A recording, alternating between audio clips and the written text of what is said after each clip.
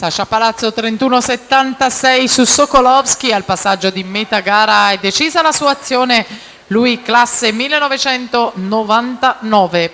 Per la terza batteria, la prossima, Christopher Jesse, Idros in 1, in corsia 2 Nicolò Turco, canottieri Bissolati, corsia 3 Riccardo Bertuola, Antares, in 4 Alberto Pesce, Sporting Noale, corsia 5 Luca Mazzalai, nuotatori trentini, in 6 Tommaso Townsend, nuoto Vicenza Libertas, in 7 Stefano Finotto, Idros, in 8 Nicola Spizzotin, stile libero. Intanto Sasha Palazzo rimane al comando, 1:07,75 per vincere la batteria ed andare alla guida della classifica provvisoria maschile ragazzi.